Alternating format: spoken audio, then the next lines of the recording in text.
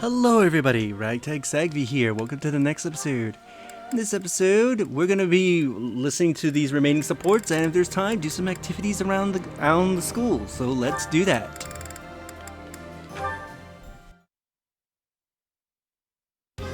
Whoa!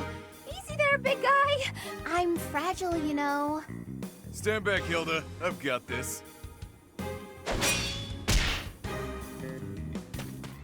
Whew! Thanks for the help, Balti. Are you okay? Want this? It's nothing. Oh! Ouch! You didn't have to do that, you know. I didn't ask you to get yourself beaten up. If I thought I might have to break a sweat, I'd have gotten out of there myself. I know, but I can't help but worry when I see you in a tight spot. Holst told me to keep an eye on you and all. It's the least I can do. Huh. I didn't realize you were still in touch with my brother. No, this was ages ago. Told me if anything happened to him, it was up to me to look after you. What could possibly happen to Holst? He's indestructible. True, but what would he think if I let you get hurt when I could have saved you? Not on my watch, pal. Ha! Good point. He'd kill you. It's a real concern. I may be the renowned king of grappling, but I still wouldn't want to take on Holst. He'd tear you to pieces. But if you did get killed trying to protect me, Holst would be crushed. Not as crushed as if something happened to me, but still, he'd be broken up about it. Maybe so. But in that case, at least he wouldn't think I'd messed up. As much as I believe in Holst, he also believes in me. Because of that, I won't ever let him down. And on that note, even if you think I'm in over my head, don't worry about it. I'd like for you to believe in me too. I can't stop worrying about you on command. That's not how worrying works. Fair. But I do what I do because I want to. If it lands me beneath the dirt sooner than later, well, save your tears for my funeral. Ugh, I hate when people talk about death like it's no big deal. Try to keep your stupid heart beating, all right?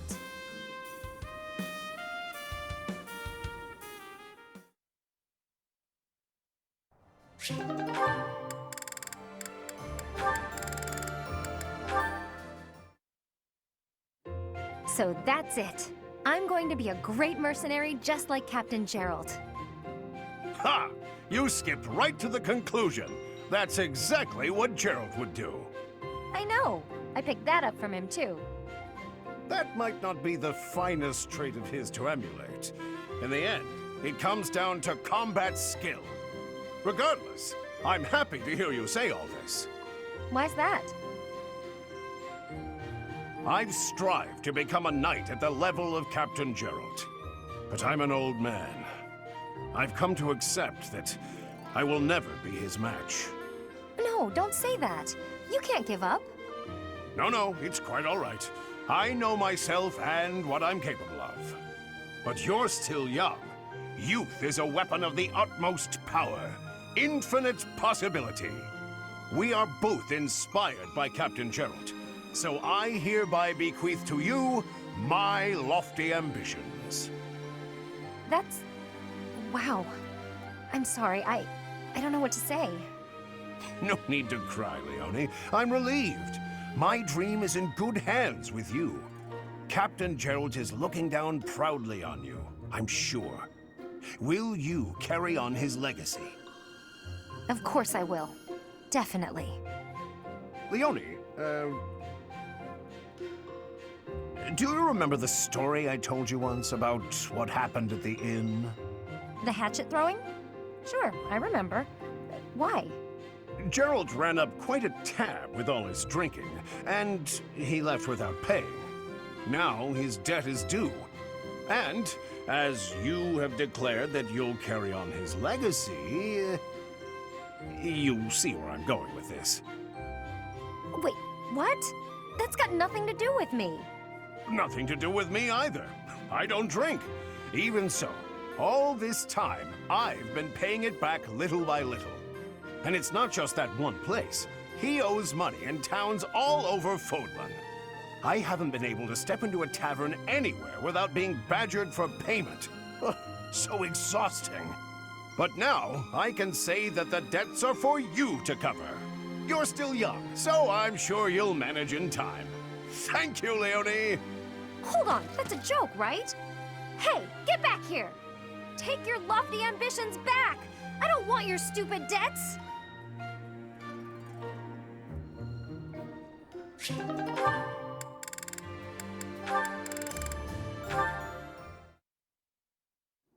Ha! Ha! Ha! Catherine's working hard. I guess even the strongest fighters can't neglect their training. Ka! Nya! Ka!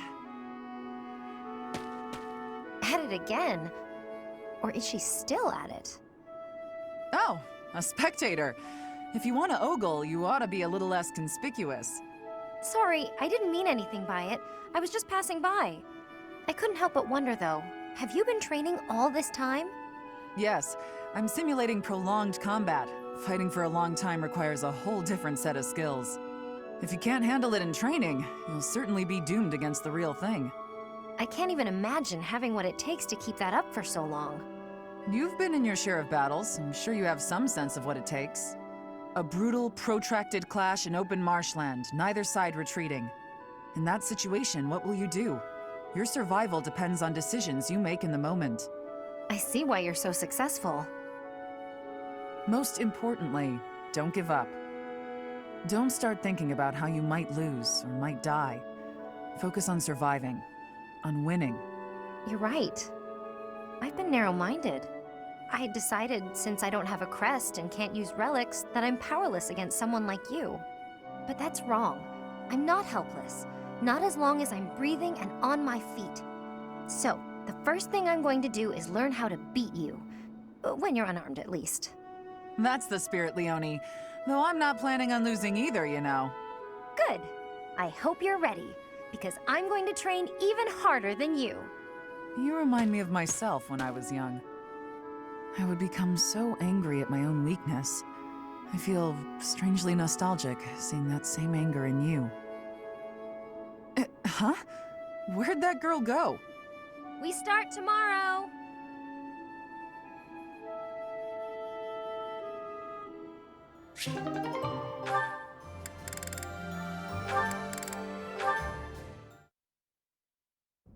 Brother! Flayn, is something the matter? I thought I made it clear that I do not want you meddling in the affairs of me and my friends.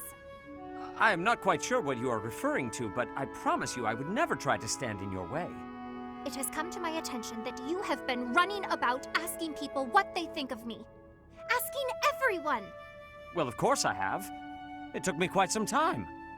But for you, it was well worth the effort. I was able to confirm that you are getting along well with everyone. It was very reassuring. I cannot emphasize enough how embarrassed I was when I found out. And you have caused such a stir for those whom you questioned. Why, one person even said he feared for his life when you cornered him in the dining hall. The dining hall? Ah, I know the fellow you are referring to. Yes, I've seen the way he looks at you. I recognized in an instant that he had impure feelings for you.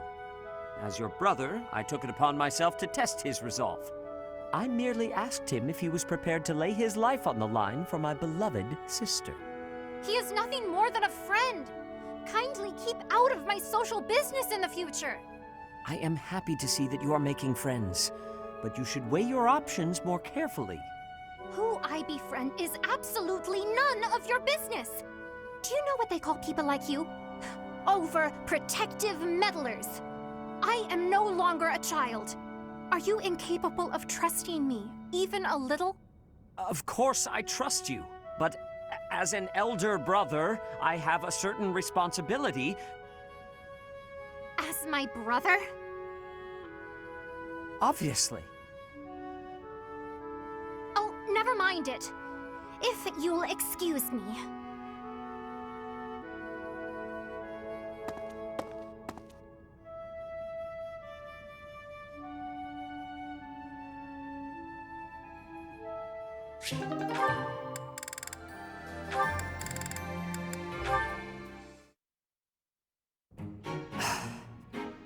I know you are there, Hanneman. Well, say, are those crest documents? Ah, Seteth, have you finally decided to cooperate with my research? Absolutely not. For 21 years I have refused your requests. I have no intention of changing my mind. But I will lend you these documents I have found, on the condition that you stop following me. I am quite tempted by the offer, but your cooperation would be of much greater value. Your crest, the major crest of Keyhole, is so rare. As far as I am aware, Seteth, you are the only person ever confirmed to bear that particular crest. How did you come to possess it? My answer is the same as every other time you have asked. I do not know. I was born a commoner, with no connections to any crests. There are no records of my lineage. Oh, please. That thin explanation could never discourage me. You must understand, I will dig until I find the truth, no matter how long it takes. You are wasting your time. I cannot give you the answers you seek. Even if you were to discover the reason why I bear the major crest of Keyhole, I doubt it would satisfy you. That is for me alone to decide. And even if you are correct, that confirmation itself would be a valuable discovery. Such is the way of research, yes? I'm afraid I cannot attest to that. I'm no scholar. In any case, if you really have no need for the documents, you will not mind if I dispose of them. Let's not do anything hasty now. I will leave you alone, for now. But I am taking these documents with me. Once I complete my research on these papers, it'll be your turn, Seteth. I will learn the truth of your crest. It is a pointless endeavor. You will learn nothing from me, no matter how much you try. Perhaps his stubborn nature is one of the effects of his crest. Now that would be an interesting discovery. The first stage of my research will be to decipher his personality.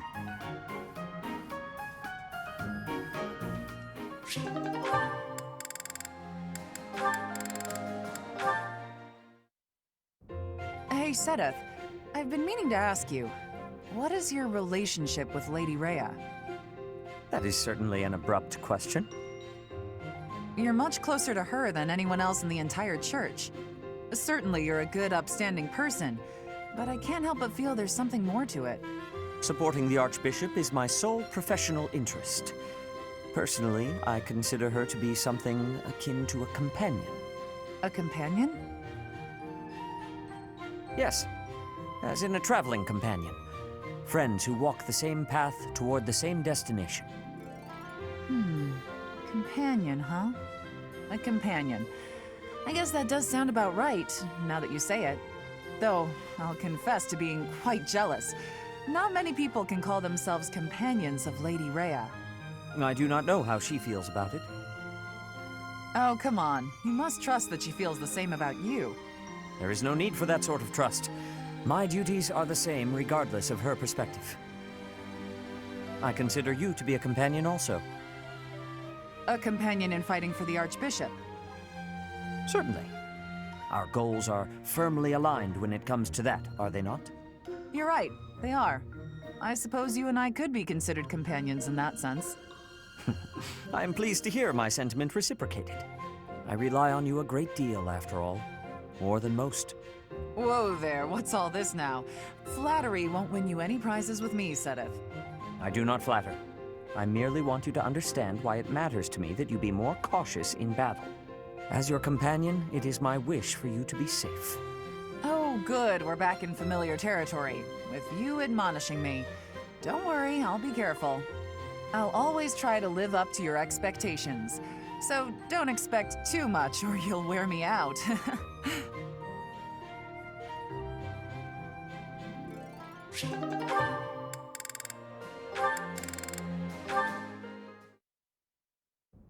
Hello, Cyril. On a break? Just figuring out what needs doing next. Why? You need something done? Nothing like that. I was hoping to speak with you. You want to talk? Yes. You told me that you are happy so long as you can continue to work for the Archbishop. Have you considered that there might be other ways to find happiness? Nope. Repaying my debt to Lady Rhea is all I want to do. Lady Rhea might not be around right now, but all the stuff I do, it's still for her. What will you do once your debt is repaid? I can never repay her. You are possessed of a rare and admirable devotion. I too owe the Archbishop a debt, but repaying her is only one of the reasons I am here. What you mean, one of the reasons you're here? I mean that I have other motivations aside from that. If those motivations required me to be elsewhere, then I would be elsewhere. Motivations? Yes. I am fortunate enough to share common cause with the Archbishop. Thus, I am able to remain. Don't be mistaken. It is admirable to repay one's debts, but that alone should not define a person. While it is good to make peace with the past, it is also essential to look ahead to the future. What kind of future do you see for yourself? What can you do to work toward it? I would like you to think about what might make your future brighter. I don't know if I understand you right. See, when Lady Rhea took me in, it was the first time I ever thought maybe I had a purpose. And I don't know what else I could wish for than that, you know? I do not mean to trouble you. It's just that I cannot help but notice the way you squander your potential. It's as though you avert your gaze from it on purpose. Keep what I've said in the back of your mind, at least. You have plenty of time.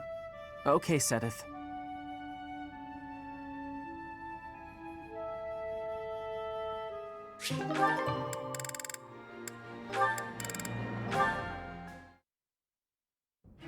Manuela, there's something I must discuss with you.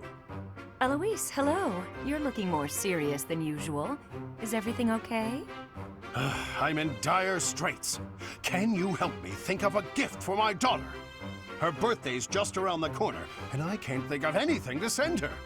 Frankly, though I've sent her some wonderful gifts over the years, she never seems too excited about them. So, this year, I want to send her something special. Something that she'll gush about. I wouldn't know the first thing about buying a gift for a child, never having had one myself. Now, I must ask you to leave the infirmary. I need to make room for sick and injured patients, who I am sure will arrive at any moment. Oh, please, have a heart! Can't you help me at all? This is an emergency! I've been racking my brain. I have no idea what she might like, and time's running out.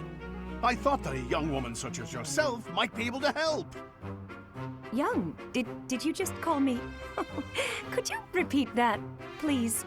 Of course! Anything for a young, charming beauty such as yourself. I can think of none worthier of that description. Well, your quite astute observations have inspired me. So, let's discuss your daughter's birthday gift. Oh, thank you. In that case, will you come shopping with me when you're done for the day? Very well. Now, let's begin with the simplest question. What does your daughter enjoy? What kind of gifts have you given her for previous birthdays? Well, for the past few years, I've been sending her ancient coins. Excuse me? Coins, I said, from ancient civilizations. I've been diligently collecting them and passing them on. They're precious and historically significant. The makings of a great gift, don't you think? Is something wrong? Oh, you don't think an ancient coin is much of a present, I take it? I'm sure that for the right person, such a gift would be exquisite. You know what, Eloise? Don't you fret. I'll think of something that will make your daughter happy and make up for all of your other gifts.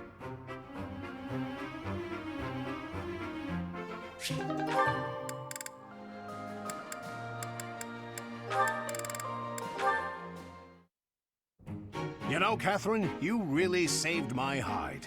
If not for you, I would have bought that phony coin. So I just wanted to say, money thanks. Really, I can't begin to express my gratitude. There's no need to thank me, Eloise. It was nothing. But I am a little worried about you. You just immediately believed what he was saying. You're way too trusting. I wish you'd be a little more skeptical about people, that's all. Yes, you make a good point. I'll try to be more cautious from now on. Excuse me, sir. I'm terribly sorry to interrupt. Good day, ma'am. Do you need something? I'm afraid so. You see, I'm a humble traveler, and a pickpocket stole all my money. I don't have enough to get home, and I have nowhere to sleep tonight. Please, sir, spare a little money to help me. Oh, I'm so sorry about your troubles. I don't have much on me, but here. Alois, no, not so fast! You there, traveler. Tell me your name. I'd like to take an official statement from you so that we can investigate this theft. Once we ascertain exactly what happened, then we will lend you some money. How does that sound? And she's gone. What? You don't mean she was trying to... Yes, she was. It's a common trick for cheats to pull. They pluck at your heartstrings so that you'll give them your money. You just said you'd be more careful, too. You really are an easy mark, Alois. How embarrassing. Why are you so quick to trust people? I've always believed that to earn others' trust, you have to be trusting. You're taking that philosophy a bit too far.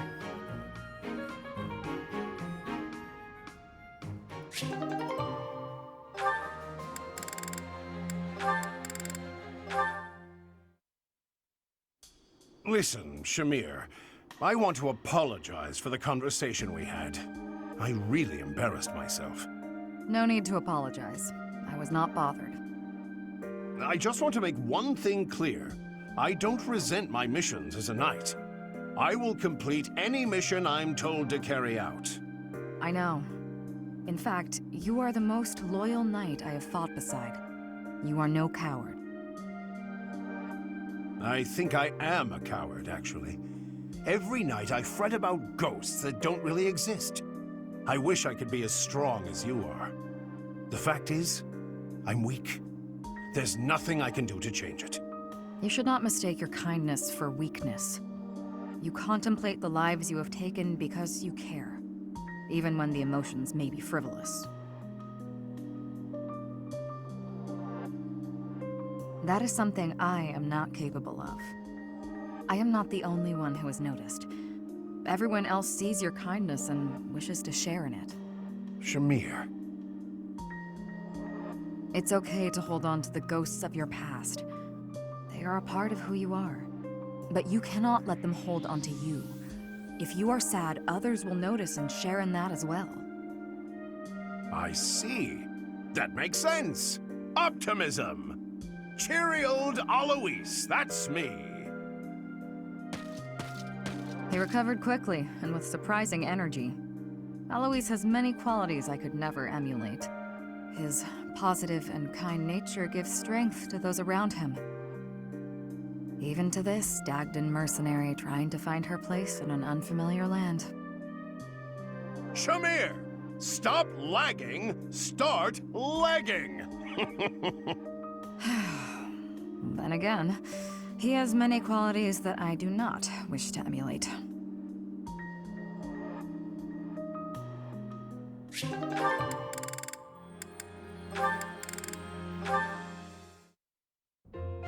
Shamir? How do you figure I did today? In the battle, I mean. I tried to not get close to the enemy, and I even used some curved shots just like you taught me. And that was pretty good, huh? You did well. You maintained a safe distance. Well, that's even better than fine. Is that worth celebrating? Ha! You said I was fine before, now you're saying I did well, and that's a big improvement. Especially since everyone knows you're always so strict. I give praise where it's due. To that point, you've made incredible progress. At first, you couldn't even draw a bow. At first, you wouldn't even let me hold a bow. Really? You just gave me a stick with a piece of string tied on it, and you made me practice with that. Honest, I figured you were bullying me. I was really close to giving up. But then you finally gave me the bow.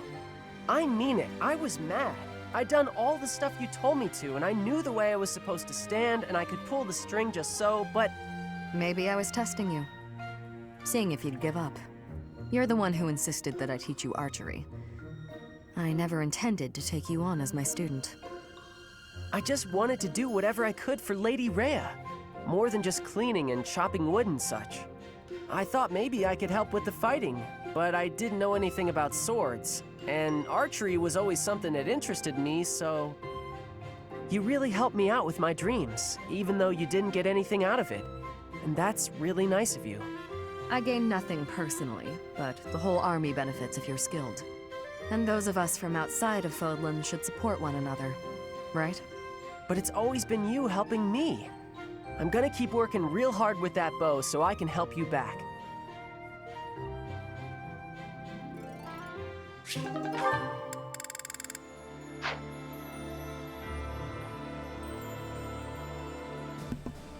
With that, we are done with all the supports. So I think I'll end the episode here. In the next episode, we can focus on the Academy. So if you enjoyed this episode, do you like the videos? It helps tremendously. Subscribe if you haven't already. Leave a comment down below on your thoughts of this episode. And share the video so that way more people can discover my content and help the channel grow. I'll see you all next time. Later.